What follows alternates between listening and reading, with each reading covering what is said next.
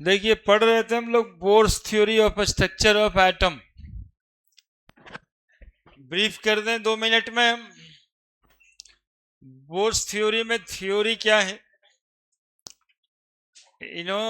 आने बोर साहब कहे कि पहले से जो बातें हुई है उसमें दो बात तो बिल्कुल सही है। एक, थॉमसन भाई साहब बोले थे कि एटम स्फेरिकल होता है, तो हाँ भाई, एटम स्फेरिकल ही होता है।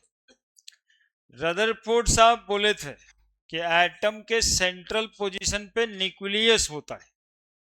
बोर साहब उसको एग्री किए कि हाँ, एटम के सेंट्रल पोजीशन पे न्यूक्लियस ही होता है। ठीक है, लेकिन इलेक्ट्रॉन घूमता कैसे है इसके बारे में नया एक्सप्लेनेशन।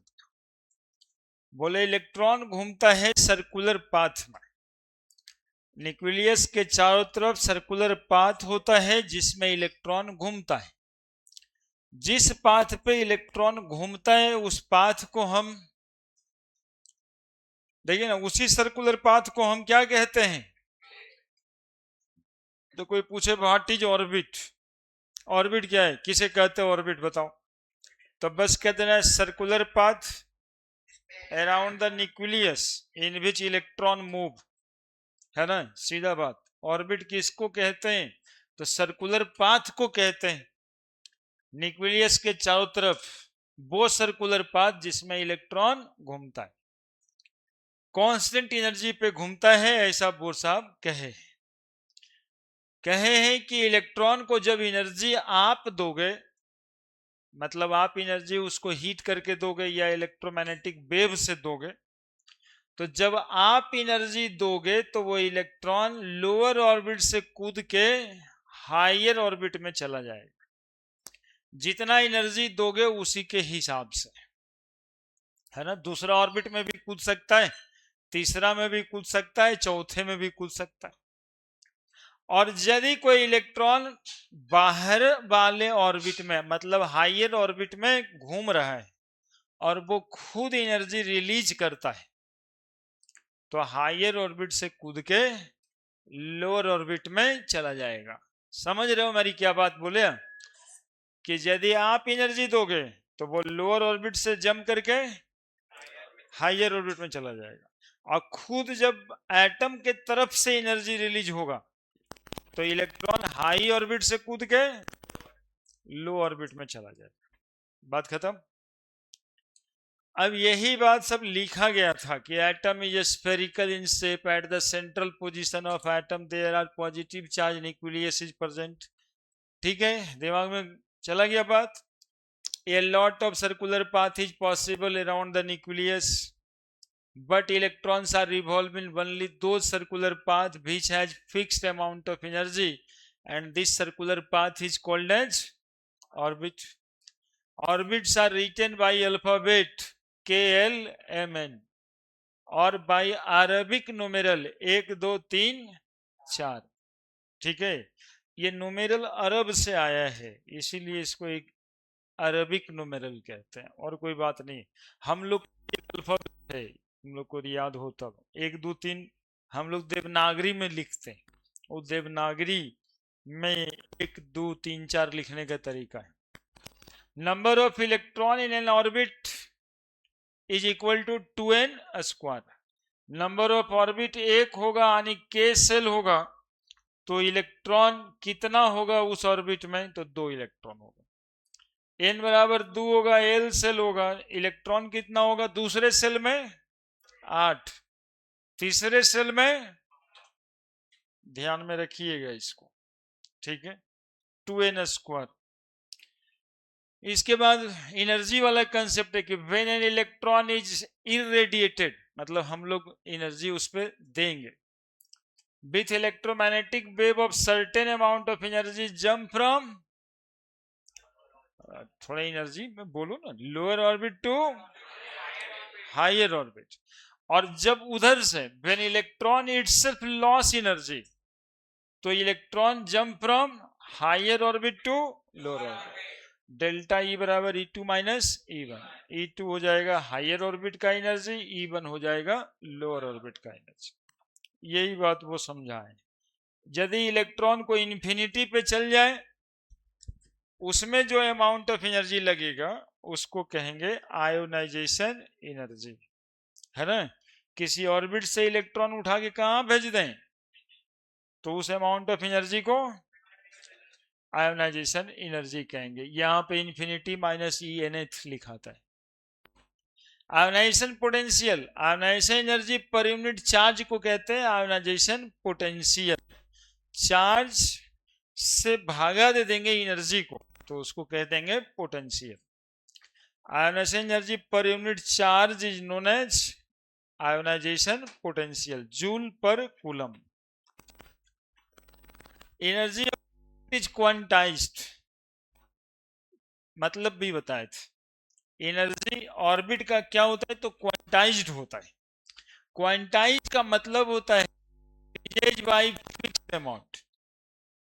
तो जब कोई भी क्वांटिटी इंक्रीज और डिक्रीज फिक्स्ड अमाउंट से ही हो तो उस क्वांटिटी को कहते हैं कि दे आर क्वांटाइज्ड।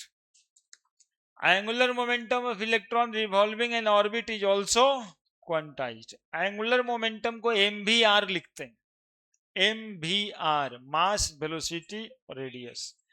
MVR बराबर NH/2π। H/2π को लिखने का तरीका बताए थे कि ऐसे लिख के ऐसे काट देना है।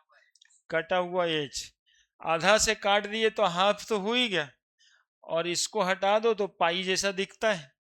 तो H भी लिखा हुआ इसमें, हाफ भी है और पाई भी है। अब यहाँ angular momentum of electron in first shell n बराबर 1, तो एंगुलर मोमेंटम MVR हुआ। MVR is equal to NH/2π। n का मतलब नंबर ऑफ ऑर्बिट 1 H/2π यानी H/2π। उसको कहते हैं reduced Planck constant, symbol H/2π का। Angular momentum of electron in second shell, तो देखो एंगुलर मोमेंटम किसको बोलते हैं, अभी बताएं। मोमेंटम किसको बोलते हैं, MV को, मास इनटू वेलोसिटी मोमेंटम, और MVR को मास इनटू वेलोसिटी में R गुना कर दें तो एंगुलर मोमेंटम। तो n बराबर 2 यहां रख दिए, 2H/2π, 2 से 2 कट गया, H/π, तो एंगुलर मोमेंटम भी निकल गया। अब यहां पर एक क्वेश्चन बताए थे, एंगुलर मोमेंटम का रेशियो 1:2:3।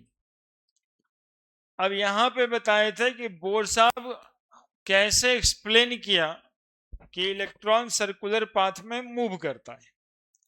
तो बताए थे कि यहां पर यदि कोई बॉडी इलेक्ट्रॉन है और यहां पे न्यूक्लियस है, न्यूक्लियस में कौन सा चार्ज होना है, पॉजिटिव चार्ज, और बाहर में इलेक्ट्रॉन नेगेटिव चार्ज। तो देखो कोई बॉडी यदि सर्कुलर मोशन में है तो सेंटर के तरफ फोर्स लगता है। सेंटर के तरफ जो फोर्स लगता है उसको क्या कहते हैं, सेंट्रीपिटल फोर्स कहते हैं। जो फोर्स सेंटर के तरफ लगता है उसको कौन सा फोर्स कहते हैं, सेंट्रीपिटल फोर्स। और यहाँ सेंट्रीपिटल फोर्स क्या लग रहा है, तो इलेक्ट्रोस्टैटिक फोर्स ऑफ अट्रैक्शन। अब ये electrostatic force of attraction F जो होता है वो दो चार्ज बॉडी के मैग्नीट्यूड के गुना के डायरेक्टली प्रोपोर्शनल, यानी एक चार्ज बॉडी ये और दूसरा चार्ज बॉडी ये, तो दोनों के चार्ज बॉडी का मैग्नीट्यूड, तो F directly proportional to Q1 into Q2, inversely proportional to R²। R क्या है, तो डिस्टेंस ऑफ सेपरेशन। दोनों को मिला देंगे तो F directly proportional to Q1 Q2 by R²। जहां पर पहला चार्ज बॉडी न्यूक्लियस का चार्ज, अब न्यूक्लियस पे कितना चार्ज होगा ये समझना था। तो किसी न्यूक्लियस पे कितना चार्ज होगा तो उसमें नंबर ऑफ प्रोटॉन जितना होगा। यानी एक प्रोटॉन हुआ तो एक चार्ज होगा, दो प्रोटॉन हुआ तब दो चार्ज होगा, तीन प्रोटॉन हुआ तब, तो तीन चार्ज कहने का मतलब कितना चार्ज, तीन चार्ज कहने का मतलब 3 × 1.6 इंटू 10⁻⁻19 कूलम। तो इस कूलम को हम इतना चार्ज को ई लिखते हैं सैंबल से, और तीन प्रोटॉन मतलब तीन हो गया जेड एटॉमिक नंबर के बराबर, तो जेड इंटू ई। तो चार्ज ऑन न्यूक्लियस यहां पर लिखा गया Z into E. Q2 electron है, चार्ज ऑन इलेक्ट्रॉन, तो जेड ई यहां लिखे होंगे, जेड ई न्यूक्लियस पे चार्ज और इलेक्ट्रॉन पे charge -e by R square. तो फोर्स सेंट्रीपिटल फोर्स कितना लग रहा है, -kJd² by R square. Clear है, -kJd² by R square centre के तरफ लग रहा है। सेंट्रीफ्यूगल फोर्स फिजिक्स में पढ़े होंगे, mv² बाई आर, और माइनस लगा दिए चूंकि सेंटर से बाहर की तरफ लग रहा है, तो centrifugal force -mv² by are. अब ये दोनों फोर्स जब बैलेंस होगा तो इलेक्ट्रॉन इसके चारों तरफ घूमेगा, है ना। जब -kJd² बाई आर स्क्वायर बराबर होगा किसका, -mv² बाई आर का। इतना पिछले दिन हम पढ़ाए थे आपको, ठीक है। कोई लोग यदि नहीं आए हैं और नोट्स चाहते हैं तो देखो शेयर कर देते हैं, ठीक है, वो आपके मोबाइल पे चल जाएगा और जाके घर जाकर के लिख लीजिएगा। ये कुछ लोग दिखाई दे रहे हैं जो सही में नहीं ही आए थे, है ना, है ना। ये बहुत बड़ा मैटर नहीं है, ये हमारे पास तो सब कुछ संभव है, नहीं आए तो भी पढ़िए, यहाँ नहीं आए तो यूट्यूब पे पढ़िए, हम कहीं छोड़ कहाँ रहे। 8 बजे समय नहीं तो 10 बजे पढ़िए, 10 बजे समय नहीं तो 12 बजे रात में पढ़िए, लेकिन पढ़िए तो जरूर, है ना। हम छोड़ कहाँ रहे, लेकिन आप कहिएगा कि कुछ कर लीजिएगा, हम पढ़वे नहीं करेंगे।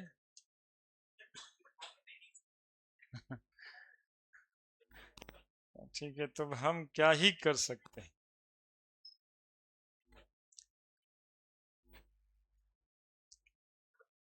लिख दिया, मतलब कर लिया जिसको जरूरत था,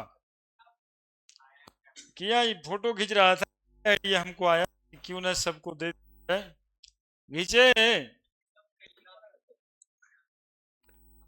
हाँ, ये टेलीग्राम वाला ग्रुप बना देना एक अच्छी बात है, हमारे पास हम बनाए न हैं। हाँ, जोड़ देते हैं हम भी, कैलकुलेशन ऑफ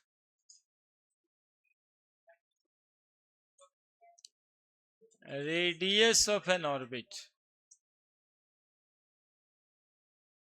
है मेरे एक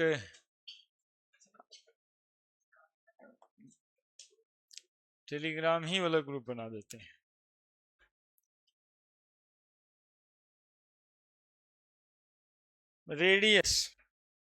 रेडियस ऑर्बिट का कैलकुलेट कैसे होगा, इसको बोर रेडियस भी कहा जाता है।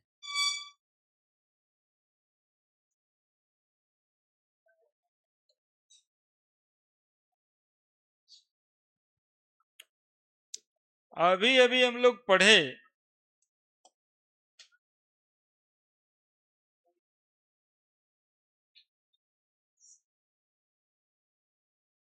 ये न्यूक्लियस होता है और बाहर में इलेक्ट्रॉन घूमता है, ऐसा ही पढ़े ना, ऐसा ही पढ़े हैं अभी। एकदम शांति से देखिएगा, मैथमेटिकल एप्लीकेशन। इधर कितना फोर्स लगता है, माइनस के कूलम्स आपका कांस्टेंट है, अभी आपको उसका जरूरत ही नहीं है। जेड एटॉमिक नंबर, ई चार्ज है, 1.6 × 10⁻⁻19 कूलम। आर ये रेडियस, यही तो निकालना है, रेडियस ऑफ एन इलेक्ट्रॉन। इसके अपोजिट में कितना फोर्स लगेगा, mv² r। वहां भी आर रेडियस ही है, वहां भी आर रेडियस ही है।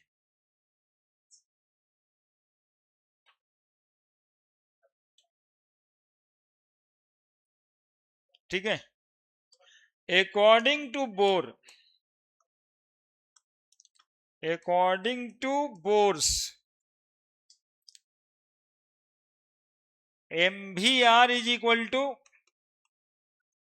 nh बाई, अभी अभी पढ़े थे, mvr is equal to nh by 2 pi. यहां पे तो आर दिखाई दे रहा है, क्या आर रेडियस है, बाद में देखेंगे कि क्या करना है। क्या एक लाइन लिखते हैं एकदम स्थिर से, रेडियस का पूरा फॉर्मूला हम लोग निकालने वाले हैं।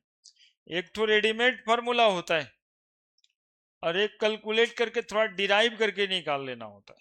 डेरिवेशन कर लोगे ना तो थोड़ा ज्यादा दिन तक याद रहेगा और चीजें समझ भी आए। आर इज इक्वल टू क्या लिखे हम, N H by 2 pi M भी। बोलो, ये खुद ही खाली रीअरेंज किए हैं, और आप यदि क्वेश्चन बैंक जेई वाला बनाओगे तो ये फॉर्मूला मिल जाएगा ऑप्शन में, खाली क्वेश्चन में फॉर्मूला ही है कि which of the following give radius of n orbit.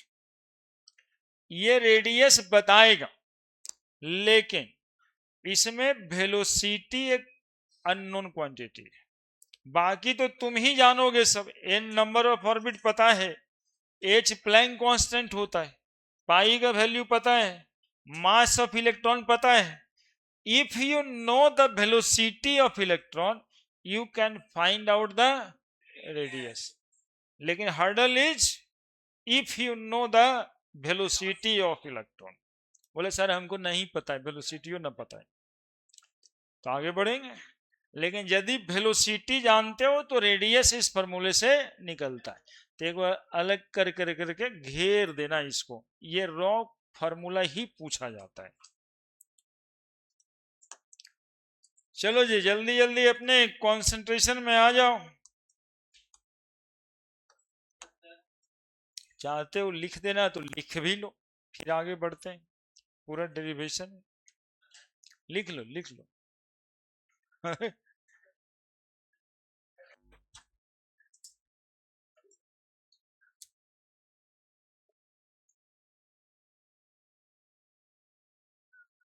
चलो जल्दी।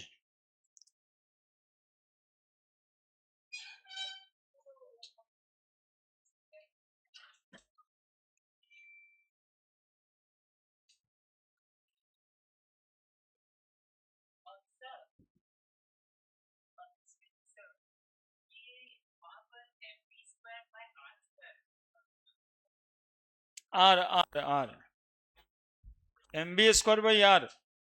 पिछले दिन गड़बड़ शायद लिख दिए थे। हाँ हाँ हाँ, कहाँ आर ही तो है, mv²/r कर लीजिए, mv²/r यही सही, आर स्क्वायर नहीं। यदि लिख दिए थे तो गड़बड़ था। mv²/r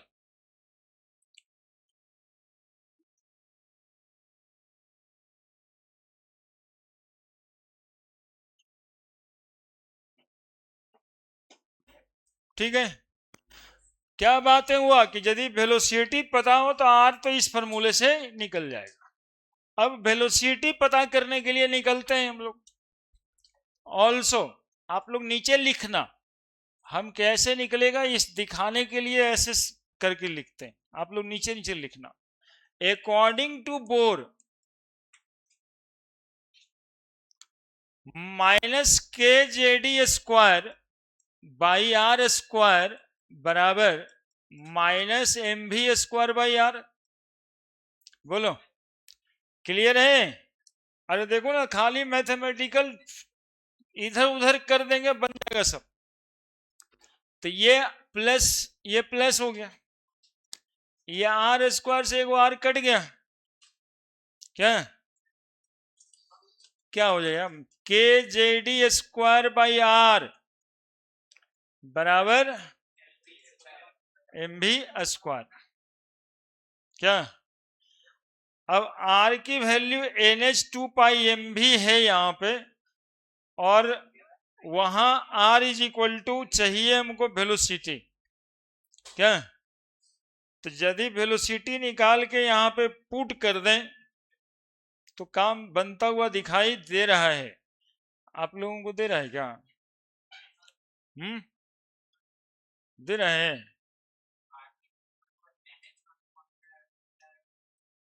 भी यहाँ पे निकाल के पुट कर देते हैं सीधा, वेलोसिटी देना चाहिए था हमको, तो भी यहाँ पे निकाल के पुट कर देते हैं। देखो मेरे तरफ, K J D square by M R is equal to V square.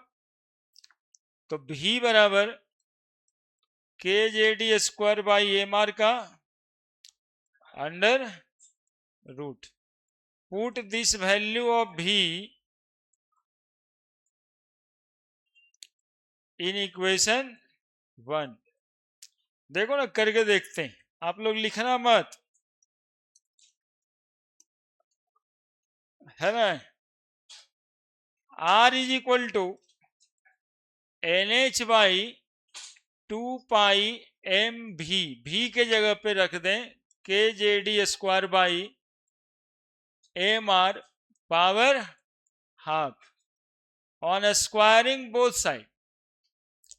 इधर में पावर है हाफ, तो हटाने के लिए स्क्वायर कर देते हैं। Squaring both side, R square is equal to N square H square by 4 pi square M square K Z E square by M R. बोलो क्या दिक्कत? अरे कितना मजा आ रहा है, इसको देखो ना, रे इतना अच्छा लग रहा है। ये भी नहीं पता था हमको, देखो कितना कनेक्ट करने की कोशिश करते हैं। यहां क्या नहीं पता था?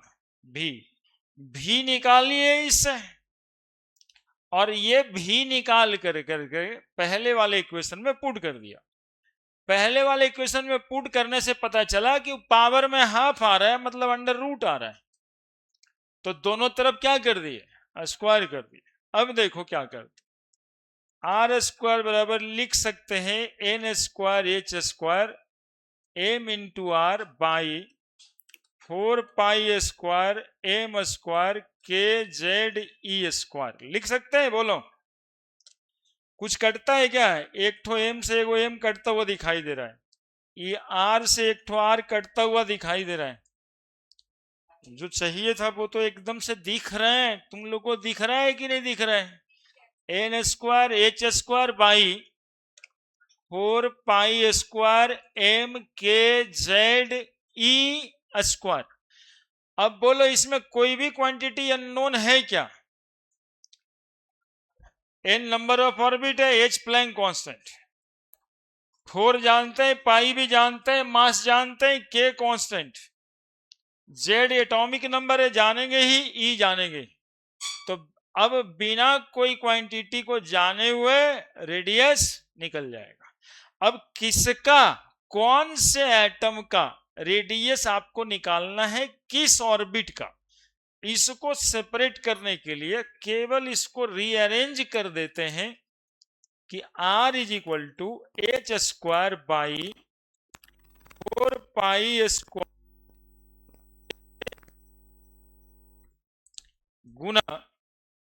गुना क्या आ रहा है? N square by Z. बोलिए बोलिए।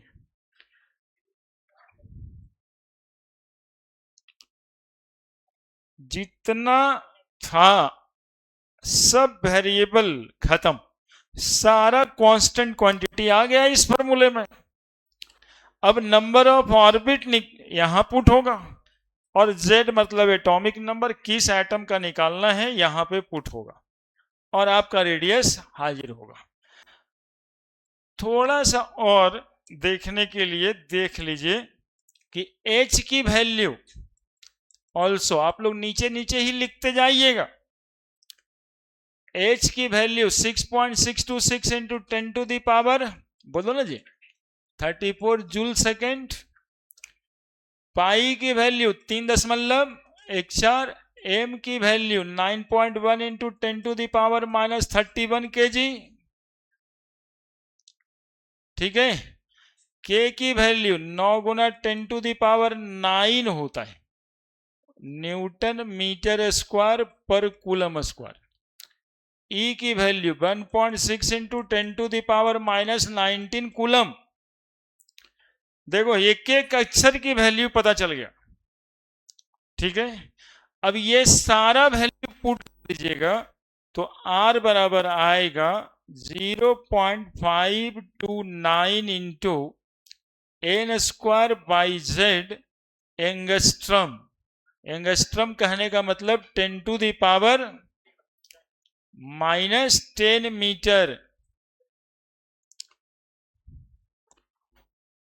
है ना, आएगा ऐसे। हम इतना करके सिर्फ ये बताएं कि ये 0.529 कहां से आया।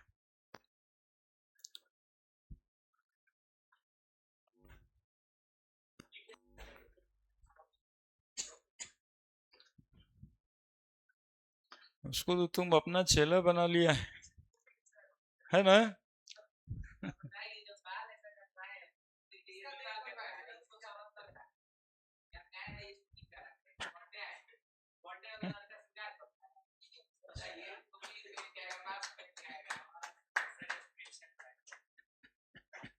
ये कुछ भी समझाने की जरूरत थी इस बात में, कितना समझदार तो है। सब बात अपने कह रही है। पढ़ो भाई, पढ़ो पढ़ो। हाँ सर, हाँ, सवाल देखते हैं, सवाल बताइए।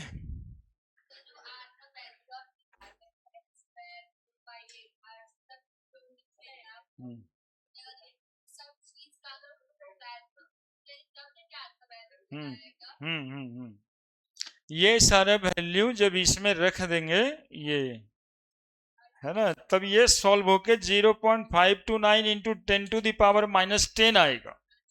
तो 10 टू दी पावर -10 को एंगस्ट्रम लिखते हैं, तो एक छोटा सा वैल्यू हमको याद रखने के लिए आ गया। इसी पर आएगा। ये कैसे होगा ये हम आपको अपने तरफ से बता दिए। ये बस यही बाकी कुछ नहीं।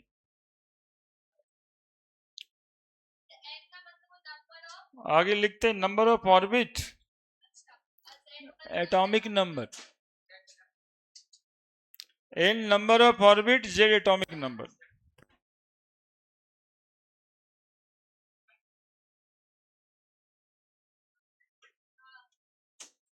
हाँ बोलिए।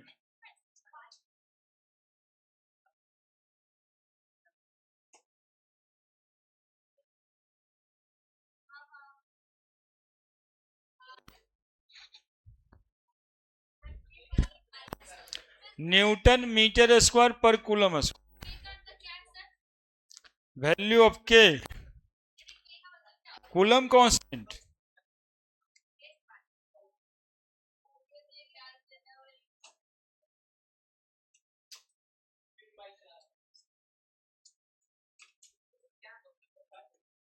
ओहो, मतलब अराजकता वाला माहौल नहीं, क्लासरूम माहौल रहने दीजिए, आपस में सब खेलता रहता है।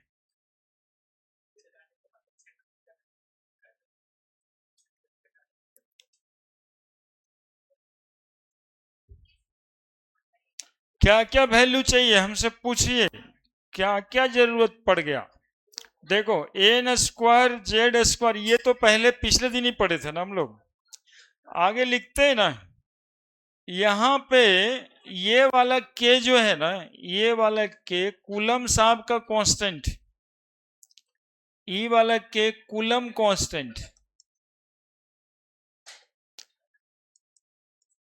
कूलम कांस्टेंट का वैल्यू होता है 9 गुना 10⁹ न्यूटन मीटर स्क्वायर। F बराबर होता है K into Q1 Q2 by R square. तो newton metre square, newton metre square पर coulomb square, newton metre square पर कूलम स्क्वायर। हो गया। और कौन सा वैल्यू नहीं जानता है?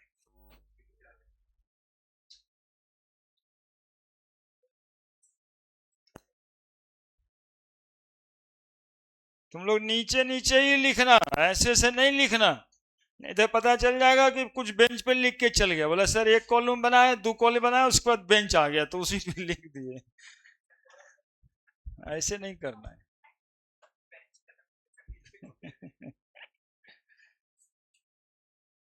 एक बार और समझाते हैं। देखो ये जो है ना, ये आप अपने घर पे जाओ तो ये सब पढ़ने के लिए, दोस्त को नहीं इसमें खाली जगह रख दो, बोला भरो इसको,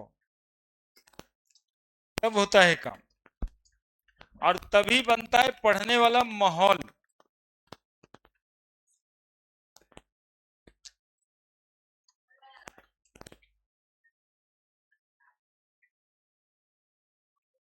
और उसी पढ़ने वाला माहौल से बनता मोहल्ला, कि ये पढ़ने वाला मोहल्ला अच्छा मोहल्ला है।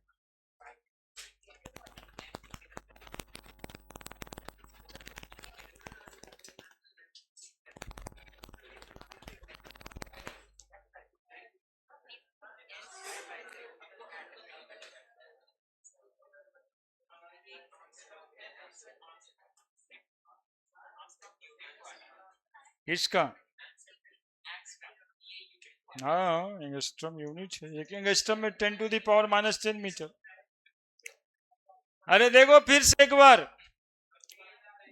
देखो देखो देख, यहां पर देखो, ये इलेक्ट्रॉन सेंट्रीपिटल फोर्स न्यूक्लियस के तरफ है -d² / r², centrifugal force -mv² / r, mass of electron 9.1 × 10⁻⁻31 kg। Bore साहब के हिसाब से इलेक्ट्रॉन यदि मोशन में है तो एंगुलर मोमेंटम रखता है mvr बराबर nh/2π। ये दो चीज पहले पढ़े थे बोर के पोस्टुलेट्स में पिछले क्लास में, इसलिए समझाए थे हम अभी। तो mvr = nh/2π, सीधा इससे r निकाल लिए nh/2π mv। कोई क्या समस्या है? फिर बताए कि बाबू समस्या कुछ नहीं है, लेकिन वेलोसिटी हमें पता रहेगा तभी इस क्वेश्चन, इस फॉर्मूले से रेडियस निकलेगा। तो आगे बढ़े वेलोसिटी निकालने के लिए, तो इनका ये वाला जो है -kjd² / r² बराबर -mv² / r, एक आर से एक आर कैंसिल हो गया, kjd² / r = mv²। अब kjd² m यहां ले आए तो बच गया वो v², तो v बराबर आ गया kjd² / mr का power half √। Put the value of v, ये वाला v का वैल्यू फर्स्ट इक्वेशन में पुट कर दी। इसमें देख रहा है सब, जैसे ही पुट किया तो रूट आ गया यहां पे, तो ये रूट वाला ये बिन रूट वाला बराबर करने के लिए क्या करना पड़ता है? बोथ साइड से स्क्वायर करना पड़ता है, तो स्क्वायर कर दिया, n² हो गया, h² हो गया, 2 का स्क्वायर 4 होता है, पाई का स्क्वायर पाई हो गया, m² हो गया, और ये kjd² / mr पूरा का स्क्वायर करेंगे तो कट जाएगा, kjd² / mr हो गया। अब इस mr को ऊपर कर दिए तो ये टर्म m कट गया, ये r कट गया, तो r बराबर सीधा निकल के आ गया। क्या? अब इसमें पूछो कि कौन क्या है, हम सब बताएंगे। n क्या है, यहां लेके आते हैं इसको। यहां देख रहे हैं आपका मरमरिंग है, तो मरमरिंग क्यों रहे, n² देखो सबसे पहले तो देखो फ्लो में लिखना सीखो, N square H square by 4 pi square M K J D square. सीधा हमने सांस नहीं लिया पूरा फॉर्मूला बोलने में। अरे बंदर जैसा काहे कर रहा है रे? नहीं, कभी उसका टोपी खोलो, कभी वो बैग में हाथ डालता है, मतलब ये इतना बच्चा है। आर इज इक्वल टू क्या लिखेंगे बताओ? N square H square by 4 pi square M K J D square. बिना पूरा बोले सांस ही न लेना है।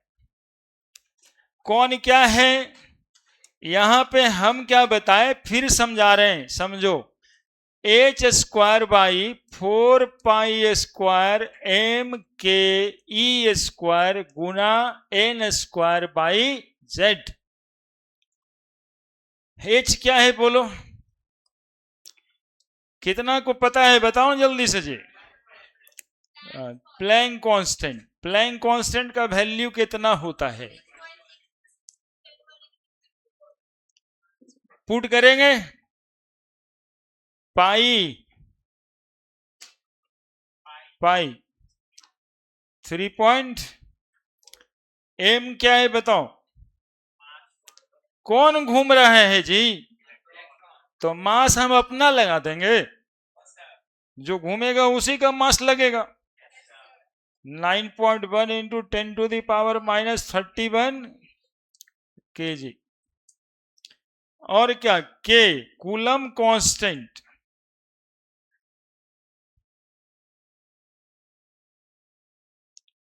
कितना? 9.10⁹ न्यूटन मीटर स्क्वायर कूलम -2। और बताओ ई चार्ज ऑन इलेक्ट्रॉन कितना? 1.6 इंटू 10⁻⁻19 कूलम। और क्या जानना है बताओ? N number of orbit. N किसको बोलते हैं? Number of orbit. यानी जो आप रेडियस निकालोगे, किस ऑर्बिट का निकालोगे? पहले का निकालोगे, दूसरे का निकालोगे। जेड एटॉमिक किसका निकालना है? हीलियम का कि लिथियम का कि हाइड्रोजन का? बोलो क्या दिक्कत है? अब ये सारा वैल्यू यहां पे रखेंगे ना हम। आर इज इक्वल टू आएगा 0.529 into 10⁻⁻10 N square by Z. Radius है तो किस चीज में आएगा? मीटर में आएगा। 10⁻⁻10 मीटर को 1 एंगस्ट्रम कहते हैं। तो रेडियस बराबर 0.529 into N square by Z. क्या लिख देंगे? क्या समस्या है कोई समस्या? आपको ये वाला वैल्यू बस याद रख लेना है। वो कैसे? वो आपका मेंटल डेवलपमेंट के लिए कि how we calculate the radius, और ये आपके एग्जामिनेशन के लिए। अब आजकल पढ़ाई मेंटल डेवलपमेंट के लिए तो कर नहीं रहा है कोई, मतलब नंबर आ जाए कैसे, छोड़ो नहीं यार, मैटर तो नंबर ही करता है। तो बस ये देखो, है ना। और वो वाला बात हो जाएगा कि कुछ प्रोसेस दिमाग में चल जाएगा कि ऐसे ऐसे आया होगा। ठीक है, मिला लो जो लिखे हो उससे मिला लो, और जो चाहिए अब, और किसको क्या चाहिए उस समय देखे। वो एम क्या है, ये ई क्या है, बोलो कौन क्या है? Clear?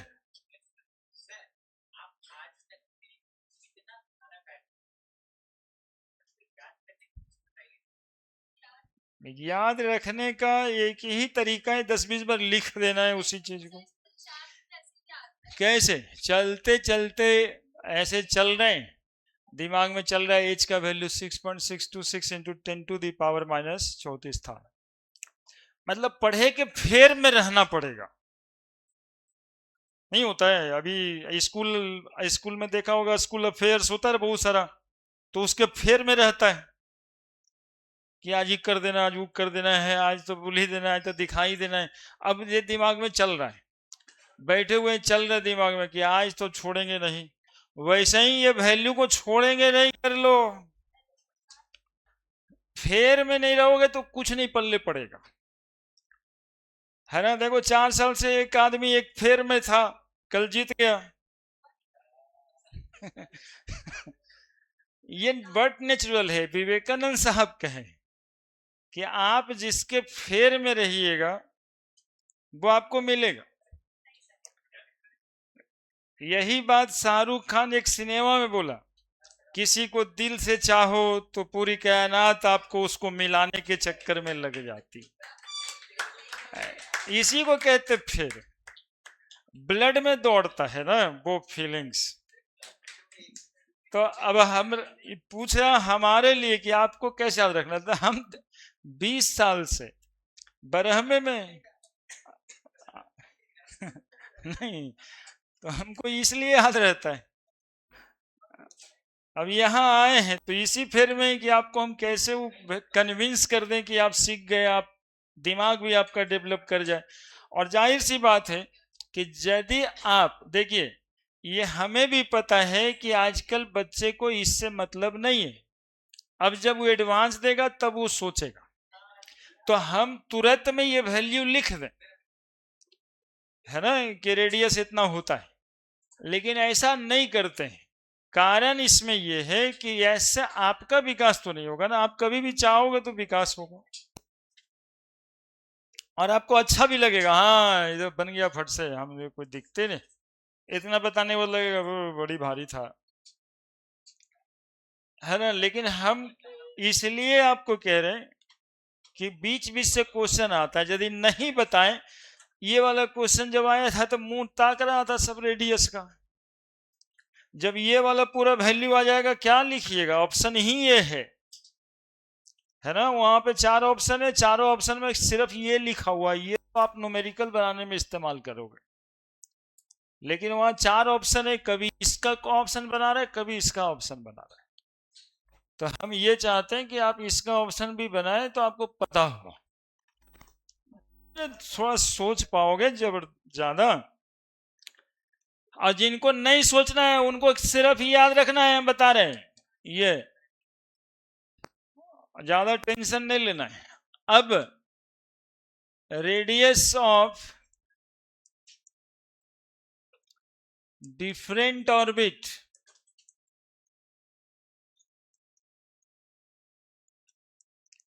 In hydrogen atom,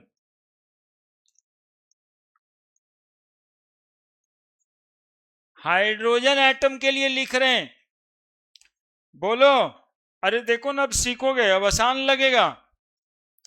number of orbit n बराबर 1, यानी पहला ऑर्बिट हाइड्रोजन का, z बराबर 1। क्यों z बराबर 1? For hydrogen. n बराबर 1, number of orbit 1, k shell कितना होगा नंबर ऑफ ऑर्बिट मतलब रेडियस, तो 0.529 into n square by Z angstrom, 0.529 into n square, 1 square by 1 angstrom बराबर 0.529 एंगस्ट्रॉम। कहीं कहीं 0.53 भी लिखा रहेगा। निकल गया कि नहीं निकल गया? कितना आसानी से निकल गया, ऐसे निकला। देखो हाइड्रोजन का पहला ऑर्बिट कितना दूर पर होगा, हाइड्रोजन का पहला ऑर्बिट कितना दूर पे होगा, 0.529 एंगस्ट्रॉम की दूरी पे पहला ऑर्बिट होगा। नंबर ऑफ ऑर्बिट 2, z बराबर 1, रेडियस कितना होगा, केस 1 केस 2 लिख दें, फर्स्ट सेकंड थर्ड ऑर्बिट ठीक ही है। केस 1 केस 2, बताओ radius 0.529 into n square by Z ही तो होना है, तो 0.529 इंटू एन स्क्वायर मतलब 2 का square by 1, 0.529 into 4 angstrom. Case 3, N बराबर 3, जेड बराबर 1, 0.529 into N square by Z, 0.529 into N square मतलब 3 स्क्वायर बाई 1, 0.529 गुना 9 एंगस्ट्रॉम, है ना। 0.529 को बोर्स कांस्टेंट भी कहते हैं, लिख देते।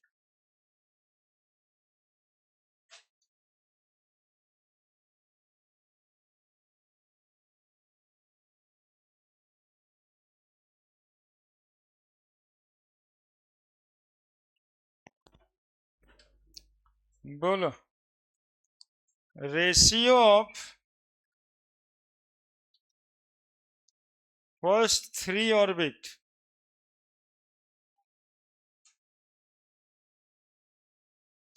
ऑफ हाइड्रोजन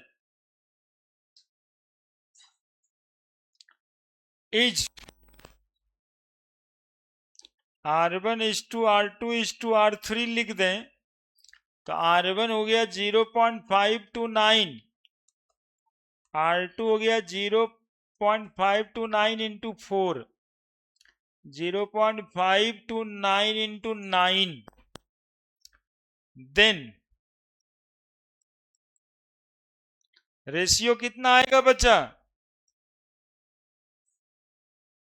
रेशियो निकालने के लिए क्या करते हैं, जो सब में कौन होता है भागा दे देते हैं, 1:4:9। ये आपका जवाब।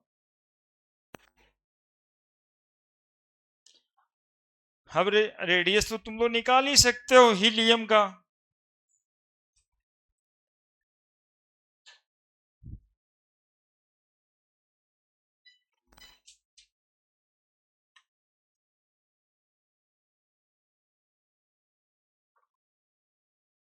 सब लिख दिया है।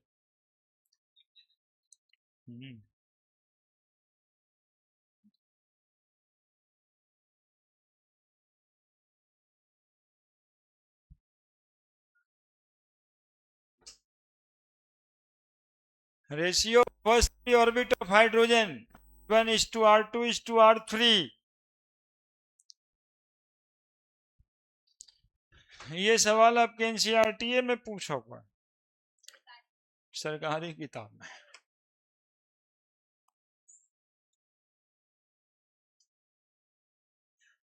आपका जो काम होगा ना वो वही यही वाला काम होगा,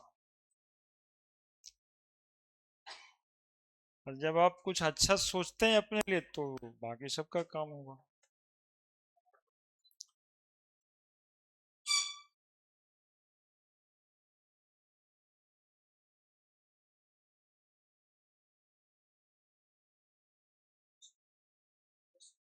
कैसे आया?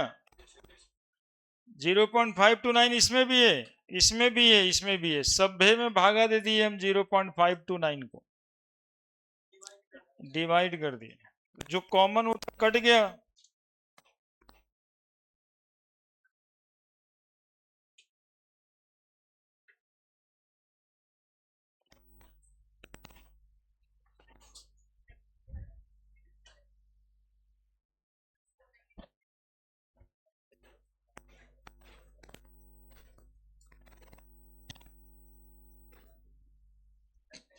ठीक है,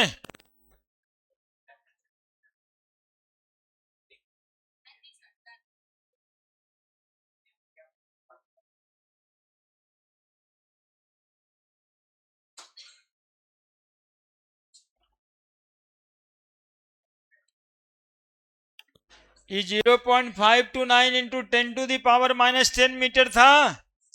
सुन लो थोड़ा, 10⁻⁻10 को एंगस्ट्रम लिखे थे, तो ये 0.529 एंगस्ट्रम। अब बताओ डायरेक्टली प्रोपोर्शनल टू क्या लिख दें, N square, inversely proportional to क्या लिख दें, हाँ, ये अलग अलग कंपटीशन एग्जामिनेशन में आता है। Where constant, where 0.5 to 9 angstrom is Bohr constant. देखो वहां पर जगह है तो लिख दो, नहीं तो अलग से फिर लिख के लिखना पड़ेगा। बोर कांस्टेंट ऑफ रेडियस,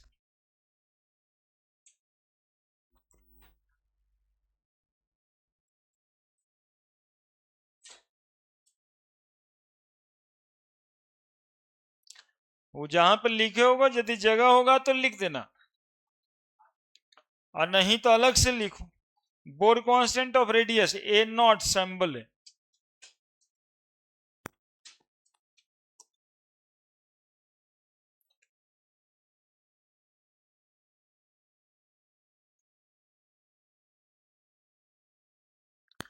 जहां पे लिखे हो वहीं पे जोड़ देना उसको।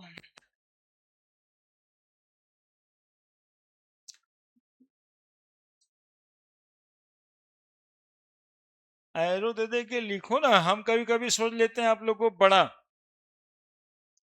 कि समझदार है, अब हमको बताना पड़ेगा कि एन स्क्वायर के डायरेक्टली प्रोपोर्शनल है। हाँ, अभी तो बच्चा है। ए नॉट बोर कांस्टेंट का सिंबल ए नॉट।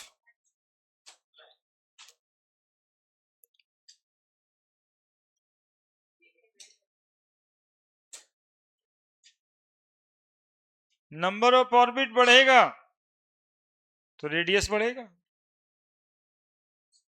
क्या सवाल बनाना है? अब क्या मिनट?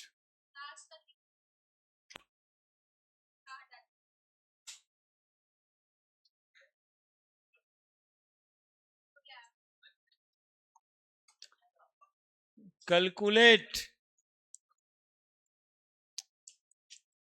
द बोर रेडियस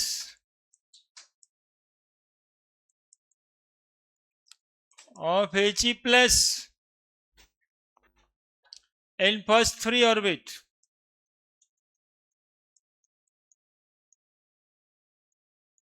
देखो तो कैलकुलेट होगा तुम लोगों से। हीलियम आयन के लिए पहला 3 ऑर्बिट का रेडियस निकालना है, तीनों का।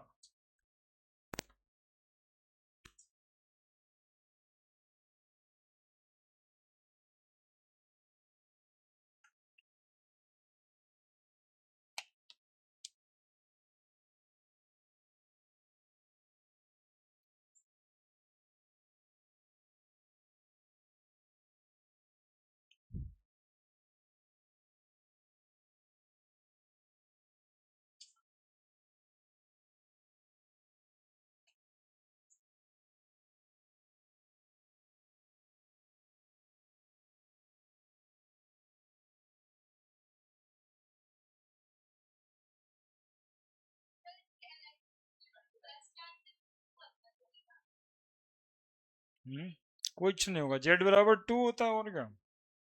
He प्लस का मतलब एक इलेक्ट्रॉन। बोर्स थ्योरी एक ही इलेक्ट्रॉन वाले सिस्टम के लिए एप्लीकेबल होता है। हम्म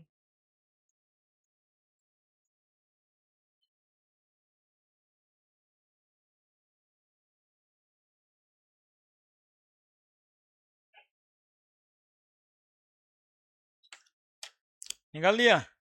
कितना कितना आया?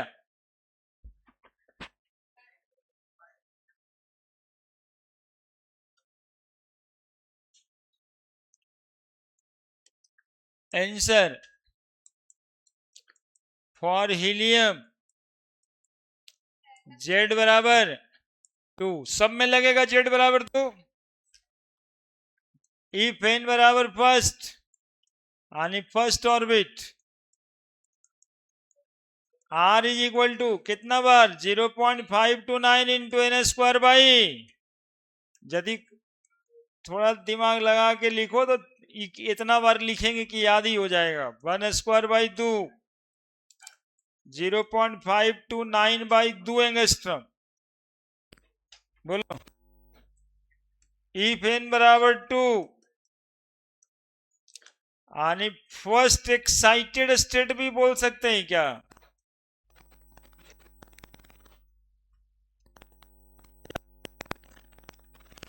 सेकेंड ऑर्बिट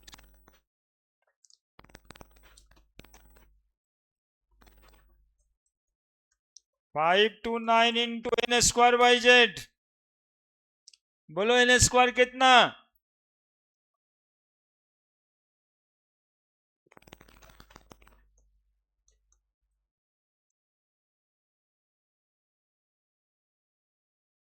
क्या? इफ n बराबर 3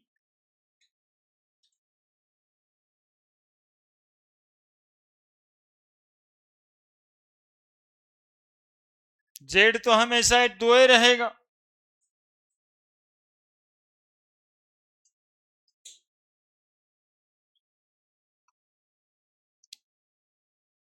अब इसका रेशियो निकालने के लिए दिया, ratio of free orbit, radius ratio of free orbit.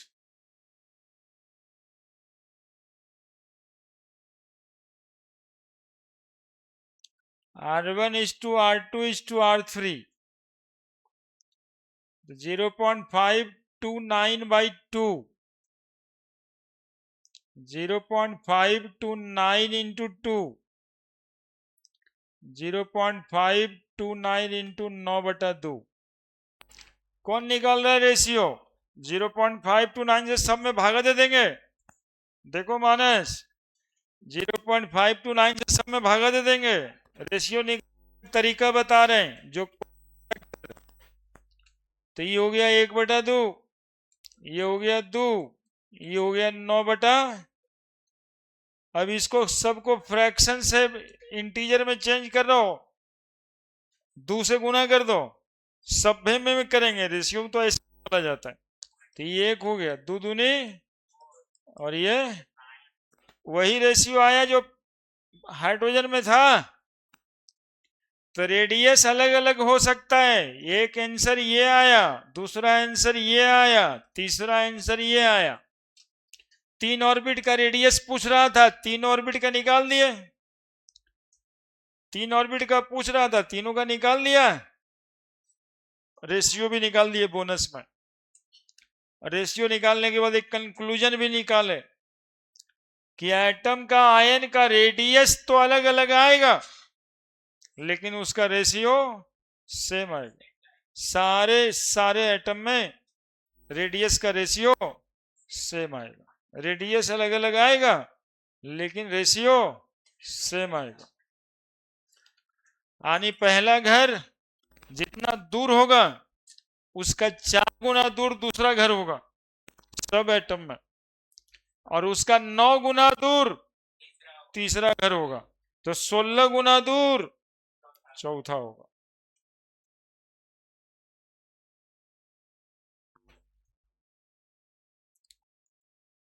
बना लीजिए जल्दी से।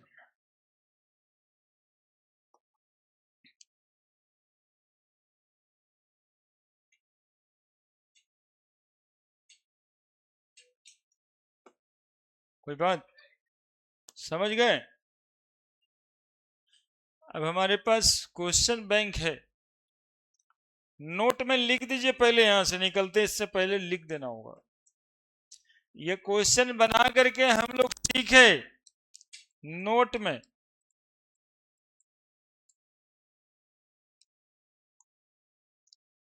फॉर डिफरेंट एटम और ion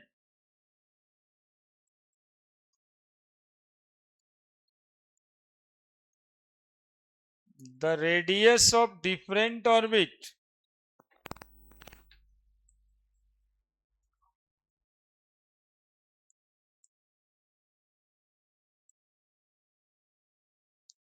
may be different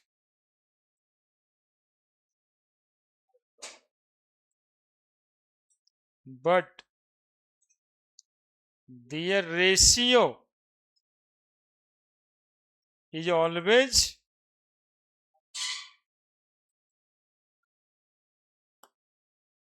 same लिख देना बच्चा, वो ऑब्जेक्टिव क्वेश्चन में आता है।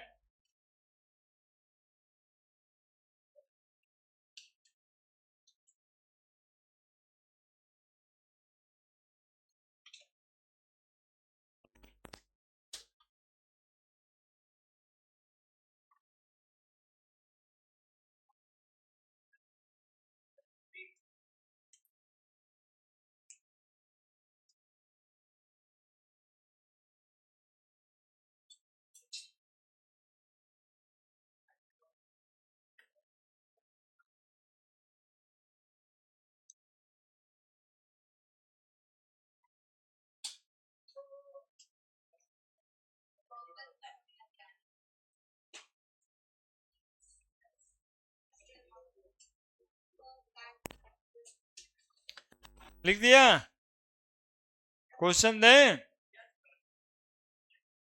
देखो डॉक्टर बनने वाला क्वेश्चन देते हैं।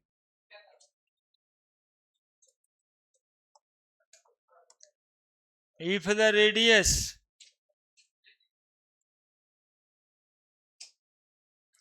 if the second Bohr orbit, if the radius of the second Bohr orbit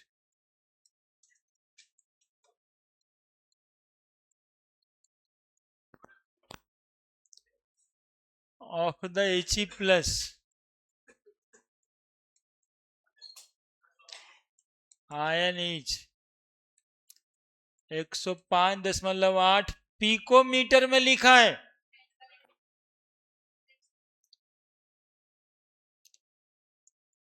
What is the ratio? What is the radius of third Bohr orbit?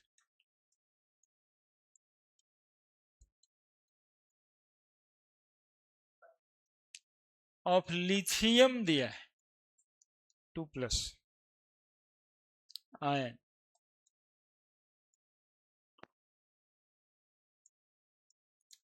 15.87 picometre, 1.587 picometre, 158.7 picometre,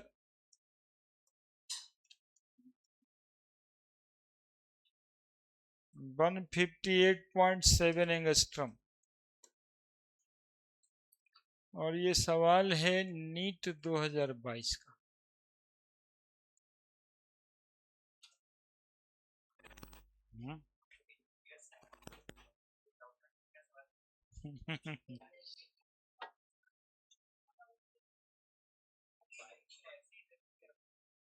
engineer सब doctor का सवाल नहीं बनेगा, doctor सब engineer का सवाल नहीं बनेगा, सवाल दोनों एक के रहेगा।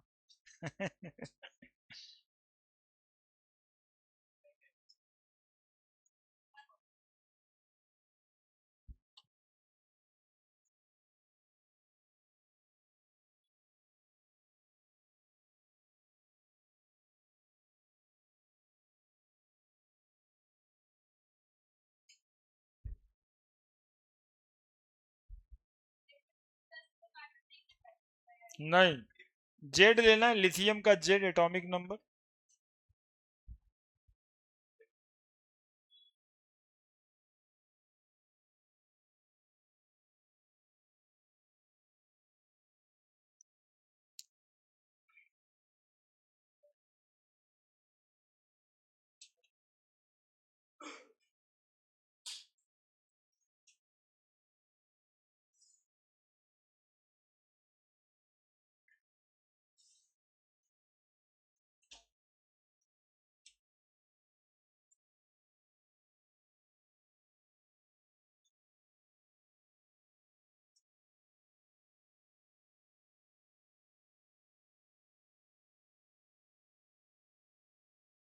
कहाँ कोई बना रहा है? तो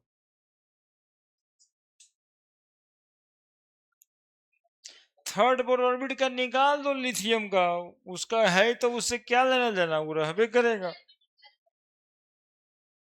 नहीं, उसका हीलियम का वो दिया है, नहीं मतलब है हमको।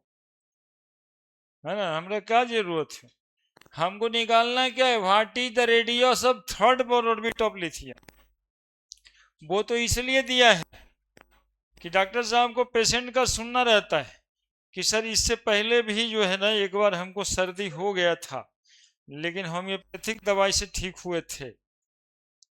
अब इस बात का वो डॉक्टर साहब को कोई लेना देना नहीं है, लेकिन पेशेंट आके तो कहवे करेगा कि हमको एक बार और पहले भी हुआ था। यही बात कह रहा हूं, इतना ही मान लो। तो रेडियस बराबर फॉर्मूला तो पढ़े ना जी, 0.529 into N square by Z angstrom. Angstrom में निकालेंगे फिर पिकोमीटर में ना निकलेगा। 0.529 नंबर ऑफ ऑर्बिट कितना, थर्ड, 3 का स्क्वायर, जेड कितना, अरे हाइड्रोजन का 1, हीलियम का 2, लिथियम का 3 से 3 कट गया, 0.529 गुना 3 एंगस्ट्रम। तो तुम लोग तो डर जाते हो यार। 9 तो 27, 7 बच गया, 2 3 दूनी 6 2 8 और 5 15 एंगस्ट्रम 1.587। तो एंगस्ट्रम का मतलब होता है 10 टू द पावर -10 मीटर, क्या, तो 158.7 पिकोमीटर, क्या, कैसे एंगस्ट्रम को सॉल्व करोगे तब आएगा फिर वैसे। लेकिन इतना जरूरत रहता है, डॉक्टर बनने वाला सब फटाक से मार देता है टिक की। देख रहे हो ना कितना नंबर लाता है बच्चा, 720 में 720। धुरंधर तो ये मास्टर से ना बने, बच्चा से बन जाता है।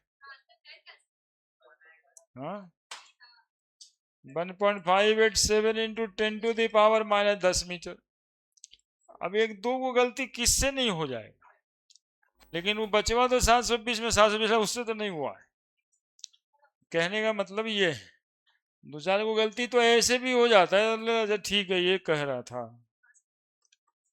158.7 into 10 to the power -12 metre, 158.7 picometre. सी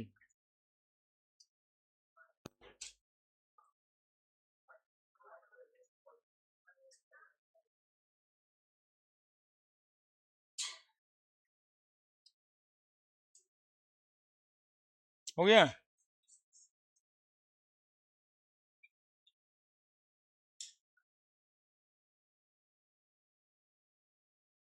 बड़े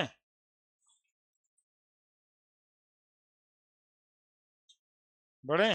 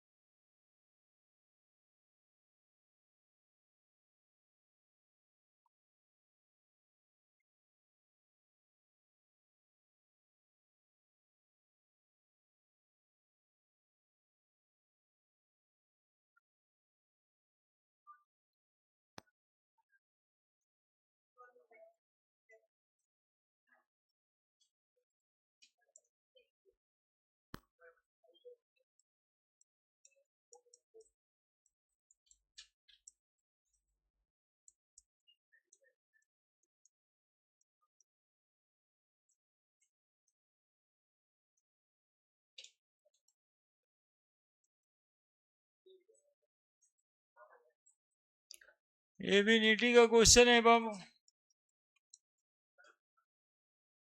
जल्दी बनाओ। इसमें देरी कौन बात का जी?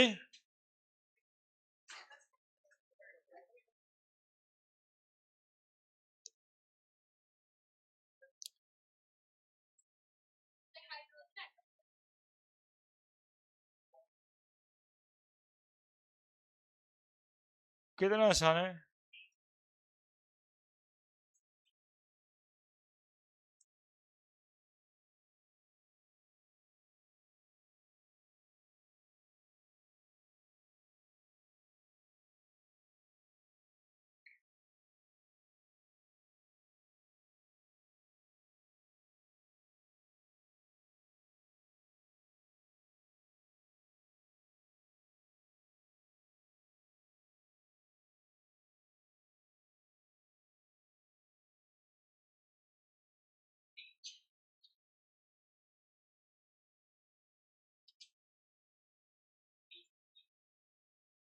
डी, वो radius of hydrogen atom approx इतना।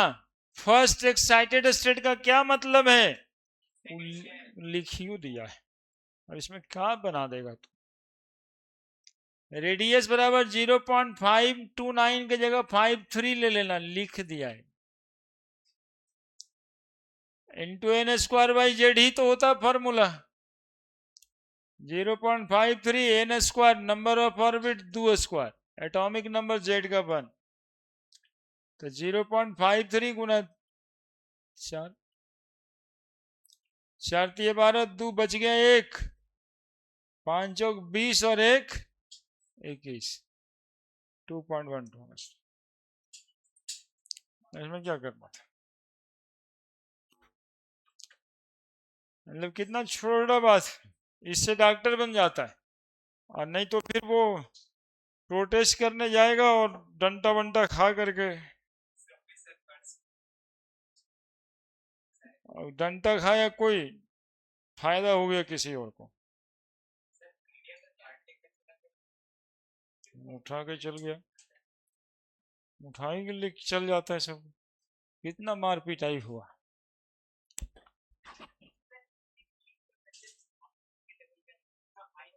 हाई लेवल जेई का, अच्छा आते हैं, आते हैं, वहां भी आते हैं। चलो जी, calculation of energy.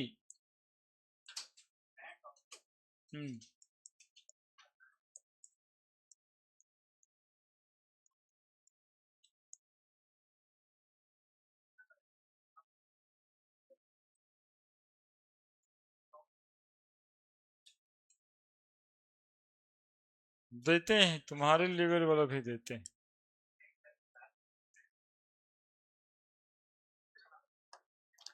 Calculation of energy of orbit, वो तो रेडियस देख लिया 0.529 into N square by Z.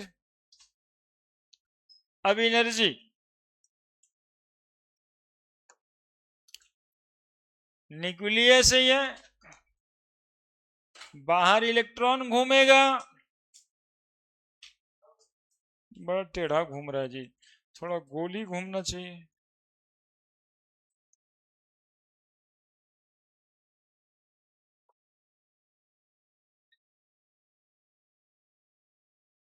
ये तो और टेढ़ा है।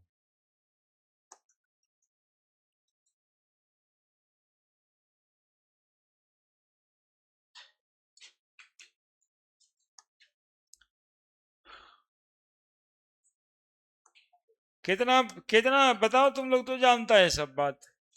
कितना फोर्स बताओ, इस बार तुम लोग बताओ, लिखेंगे। माइनस इधर, ठीक, इसी पर तो बातें हो रहा है।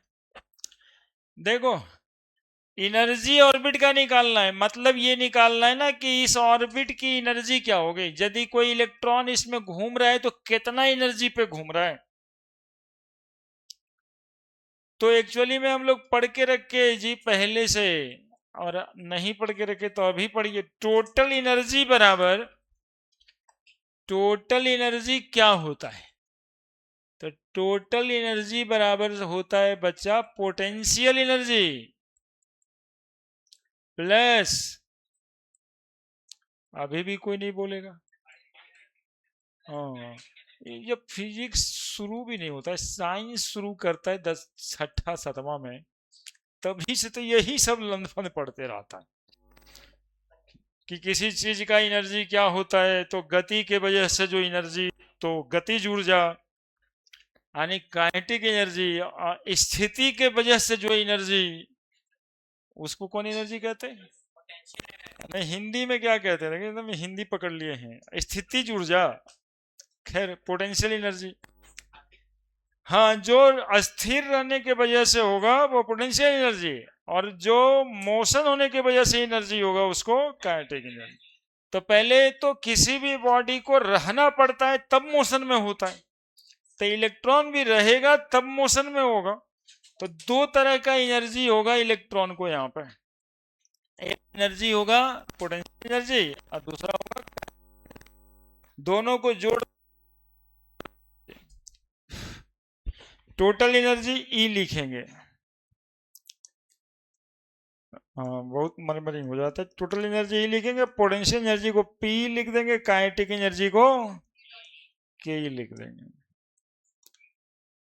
लिख देंगे बाबू, पोटेंशियल एनर्जी बराबर क्या होता है?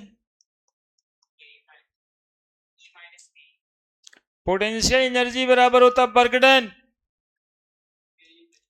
वर्क डन बराबर क्या होता है? वर्क डन बराबर होता है फोर्स इंटू, पढ़ा है, force into,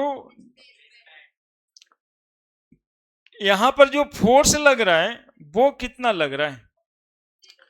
minus K J D square by, दूरी कितना है? आर ही ना। तो बोलो, एगो आर से एगो आर कट गया। अभी बाबू देखो, खाली हम लिखने का समय देंगे। आर स्क्वायर से आर स्क्वायर कट गया, तो बताओ पोटेंशियल एनर्जी बराबर क्या लिखें? Minus K J D square by are. निकल गया कि नहीं निकल गया? के जे डी स्क्वायर बाई के अपना वही कौन कांस्टेंट? Coulomb constant. के क्या है? कूलम साहब का कांस्टेंट कितना value? Newton metre square coulomb. Z हो गया आपका एटॉमिक नंबर,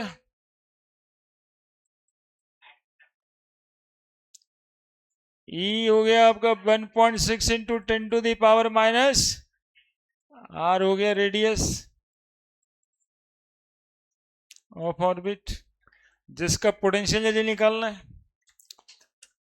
नाउ बाबू, काइनेटिक एनर्जी बराबर, इससे जल्दी याद होने वाला कोई फार्मूले ना था बचपन से, कि काइनेटिक एनर्जी बराबर एम वी स्क्वायर, तो याद है। देखो वहीं से निकालेंगे, since minus K J D square by R square बराबर M V square by R, minus में माइनस माइनस कट गया, एगो आर स्क्वायर से ये आर भी कट गया, तो बताओ एम वी स्क्वायर बराबर क्या आया? के जे डी स्क्वायर बाई, यही तो चाहिए था, M V square.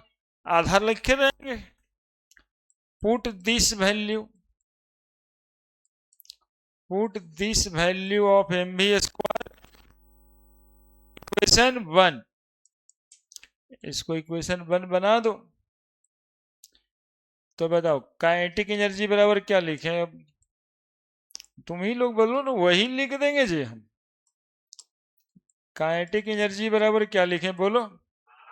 Half into के J D square by are. क्या निकल के आ गया? काइनेटिक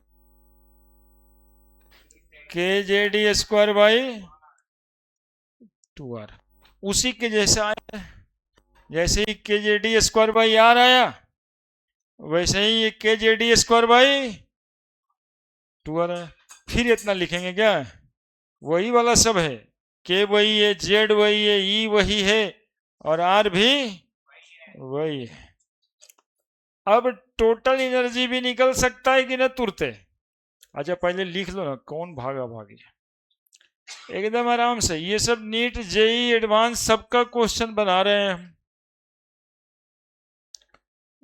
और आप वही करने के चक्कर में गली गली घूम भी रहे हो। खाली बरहमा पास करना रहता तो इतना टेंशन नहीं रहता। लोगों को लगता है कि कुछ कर ही जाए, और लोगों को लगता है कुछ कर ही जाए तो कुछ करता नहीं है थोड़े। सबसे सबसे जो खराब कहने वाला बच्चा होता है उसको भी अच्छा बनते देखे हम। और अभी जो है कोई ना कोई इंजीनियरिंग कॉलेज, पिछले सेशन वाला अभी किसी न किसी इंजीनियरिंग कॉलेज में है, जिसको हम नहीं उसका दोस्त भी आके कहता सर वो बड़ी बदमाश है। ये पढ़े तो पढ़ेगा तो कुछ ना कुछ कर ही लेगा। तो कहने का मतलब है कि वो भी बीएससी वाले कॉलेज में ना है, इंजीनियरिंग कॉलेज में गया है। कभी कभी गुस्सा के कह देते हैं गधा कुत्ता हम भी, तो वो सबसे ज्यादा वही याद करेगा, सर देखिए हमारा हो गया था ना एडमिशन ले लिए। अरे कहाँ लिया एडमिशन? छपरे में लिए चाहे सिवानी में लिया, लेकिन इंजीनियरिंग कॉलेज में ले लिए जी। मेंस खाली है। वो एक एक होता है, उसे बुखार खाया हुआ पूरा इंडिया देखता नहीं है कितना हल्ला होता है।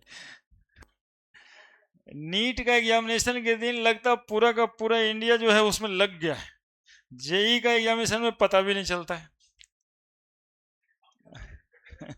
हाँ, लेकिन जिस दिन नीट का एग्जामिनेशन हो देखो उस दिन क्या हालत है। एक्चुअली में जेई वाला एग्जामिनेशन 2 बार होता है, ये भी एक अच्छा है। नीट वाला एग्जामिनेशन एक ही बार होता है। हाँ जेई वाला 2 बार होता है। प्रोटेस्ट करना चाहिए बच्चों को इस सब बात के लिए कि नीट भी 2 बार कीजिए। होता क्या है कि एक बार होने होता है, एक साल तैयार करिए, तब जाकर के एक बार 3 घंटे का परीक्षा हुआ। अब हाँ तो ये सब प्रोटेस्ट मतलब अच्छा है।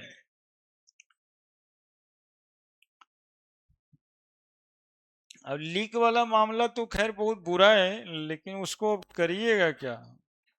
सरकार तो लीक होने के बाद बोला हम एक्शन ले लिए, यही बहुत हो गया।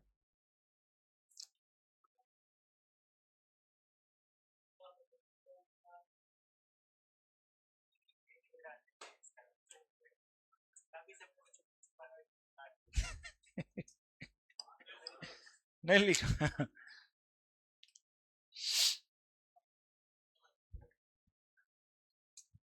जिंदगी का शब्द है, कुछ पूछो नहीं। ठीक है।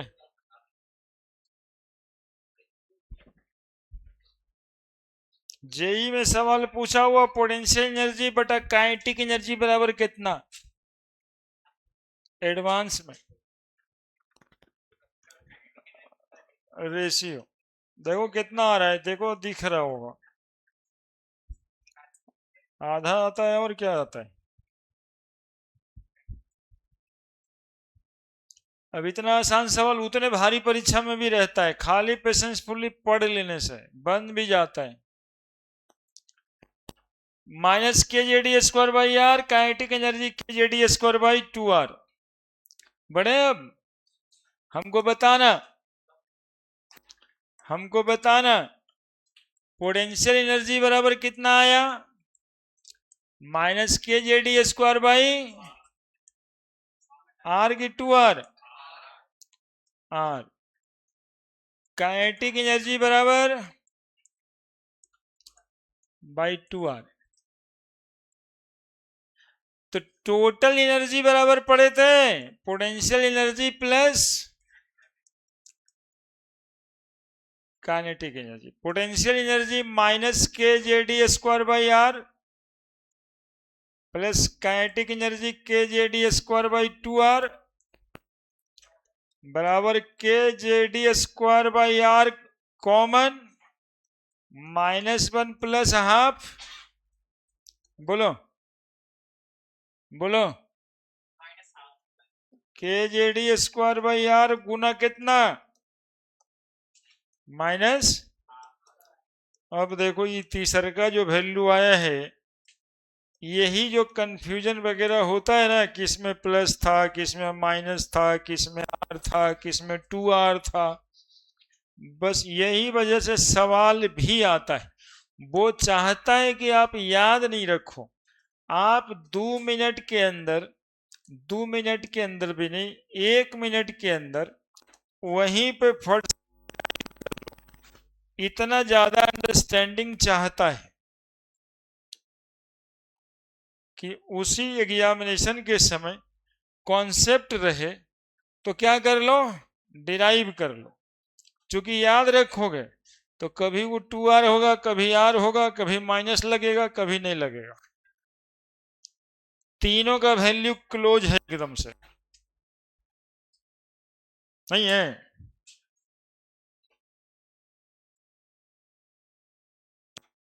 तीनों का वैल्यू बिल्कुल क्लोज है।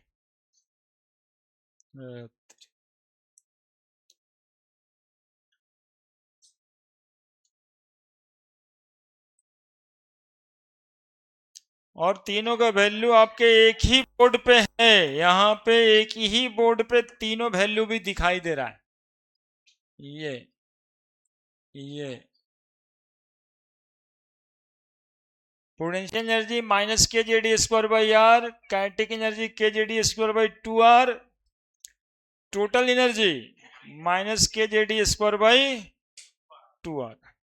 अब रिलेशन से तीनों में देखते हैं पहले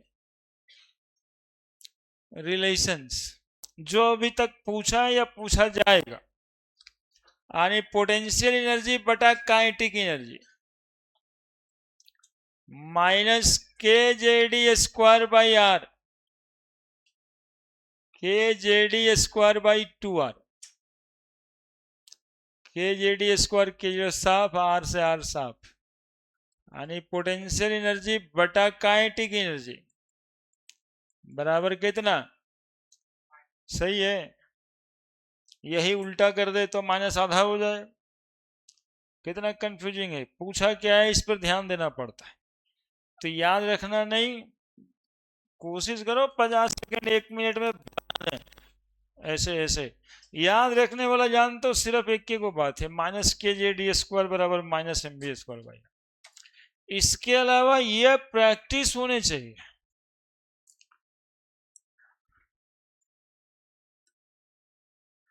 यही बात काइनेटिक एनर्जी बटा पोटेंशियल एनर्जी करें तब, तो K J D square by 2r minus K J D square by R, K J D square R से आर, तो काइनेटिक एनर्जी बटा पोटेंशियल एनर्जी बराबर कितना -1/2। ये सब सवाल। अब इधर आई, टोटल एनर्जी और काइनेटिक एनर्जी में रिश्ता सीधा दिखाई दे रहा हो, बोलो। टोटल एनर्जी बटा काइनेटिक एनर्जी कर देते हैं, टोटल एनर्जी बटा काइनेटिक एनर्जी, कुछ बचिए नहीं जाएगा। माइनस खाली minus K J D square by के जे डी स्क्वायर बाई समूचे 7, क्या बच गया सिर्फ, यानी टोटल एनर्जी बराबर माइनस काइनेटिक एनर्जी। मतलब टोटल एनर्जी काइनेटिक एनर्जी के बराबर होता है, खाली माइनस में होता है।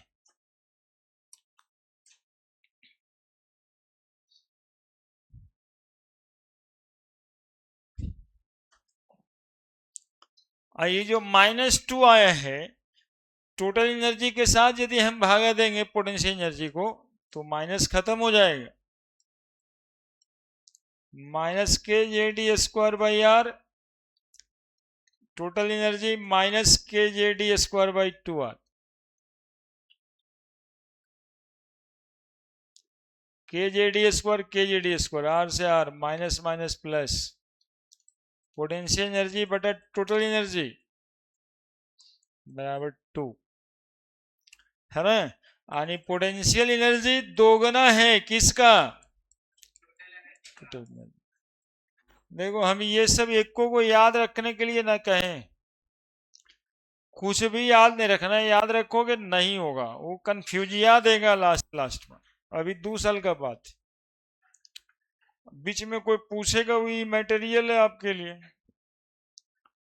तो प्रैक्टिस इतना होना चाहिए कॉन्सेप्ट का कि जब आए तभी ये डेरिवेशन हो जाए, कंफर्म ऑप्शन टिक लगाने के लिए।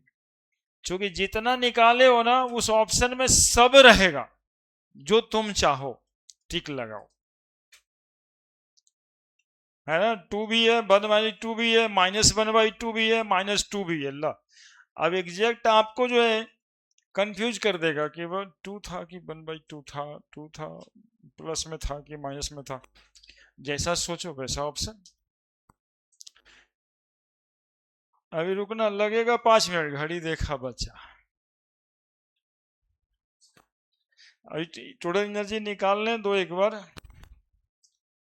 5-7 मिनट लग जाएगा तो हमको पता ही लगा, इतना मन लग गया टॉपिक में। टोटल एनर्जी लेके चलेंगे आगे, है ना। हम लोग को एनर्जी निकालना था ना ऑर्बिट का।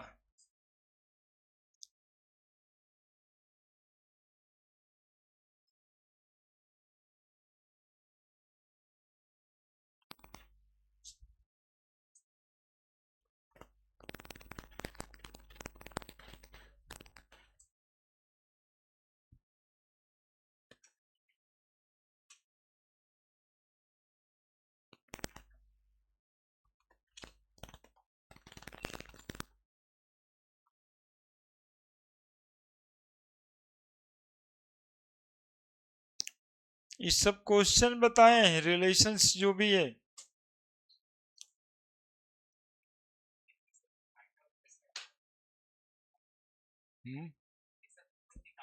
हाँ वो सब खुद ही निकालने वाला चाहिए। जस्ट स्पून फीडिंग कहते हैं इसको, चम्मच से खिलाने वाला, है ना। ये सब हमें नहीं करना चाहिए, ये स्पून फीडिंग है, लेकिन हम आपको सिखा दिए हैं। अभी टोटल एनर्जी बाबू फॉर्मूला बताओ, माइनस के बाई 2r। इसमें हमें क्या पता रहे तो एनर्जी निकल जाएगा। क्या पता रहे? के तो पता ही है, जेड तो पता ही है, ई तो पता ही है, और 2 तो लिख ले। तो क्या पता होना चाहिए? R. Put the value of R, put the value of R in equation 2 लिख देते हैं इसको, 1 लिखे तो पहले, ठीक है। अरे कोई समस्या है बताओ। तो आर का वैल्यू कितना? एक सांस में कोई बता देगा, अभी बोल देगा। Memory n square h square by 4 pi square M K J D square, है ना। वो वाला तो न्यूमेरिकल निकालने के लिए होता है, ये फार्मूला से फार्मूला में एनर्जी बराबर आपको तो याद करना ही पड़ेगा, पॉलिटेक्निक कॉलेज में सेमेस्टर 2 में पूछेगा। हाँ, R is equal to minus K J D square by 2 into R N square H square by 4 pi square M K Z E square, ठीक है। ई बराबर -kjd² गुना ये वाला टर्म बाबू चला जाएगा ऊपर 4π² mkjd², ये पूरा चला गया ऊपर बाई 2 इंटू n² h²। कटा तो कुछ नहीं, हो गया और गुना कटा कुछ है, तब एनर्जी बराबर ये वो कटता हुआ दिखाई दे रहा है 2π², देखो तो m² k² z² e⁴ by n² h², m² नहीं 4π² m k² z² e⁴। अब देखो एनर्जी बराबर 2π² m k² e⁴ by h² Guna z² by n²। अब ये सारा वैल्यू पिछले वाले बोर्ड में भी लिखे थे हम, पाई का वैल्यू, एम का वैल्यू, के का वैल्यू, ई का वैल्यू लिखे थे, एच का वैल्यू, सारा वैल्यू रख दो तो तुमको जो मतलब है वो इससे मतलब है 13.6 माइनस उठता जा रहा था, माइनस है 13.6 into z² by n² electron volt आएगा। इलेक्ट्रॉन वोल्ट समझता है जी, इलेक्ट्रॉन वोल्ट ईवी तो देखता होगा, आजकल सब गाड़ी में लिखा रहता है, ईवी देखा है कहीं लिखा हुआ जी ऐसे ईवी, हम तो सैंबल भी बना दिए तुमको, ऐसे ही तो टेम्पुओं पे लिखल है, नहीं तो महिंद्रा का बड़का बड़का गाड़ी आता है आजकल ईवी वाला, तो ईवी ऐसे लिखा हो इलेक्ट्रॉन वोल्ट, वो बैटरी का पावर दिखाता है ना, वो रिचार्जेबल है, ग्रीन ग्रीन कलर से जो गाड़ी में बोर्ड लगा है पीछे नंबर का, वो सब ईवी वाला गाड़ी है ना, वो बैटरी से चार्ज होने के बाद चलेगा। 13.6 z² by n² electron volt, इस पर सारा वैल्यू पुट कर देंगे तो इतना इलेक्ट्रॉन वोल्ट आएगा। एक इलेक्ट्रॉन वोल्ट बराबर 1.6 इंटू 10⁻⁻19 जूल। जेड क्या है भाई, तो एटॉमिक नंबर है, और एन क्या है तो नंबर ऑफ ऑर्बिट है, जो पहले था वही अभी भी है, कुछ बदला नहीं है। ठीक है, तो एनर्जी निकल गया, ऑर्बिट की एनर्जी निकल गई। इसके बाद अगले दिन एनर्जी निकल गया ऑर्बिट का।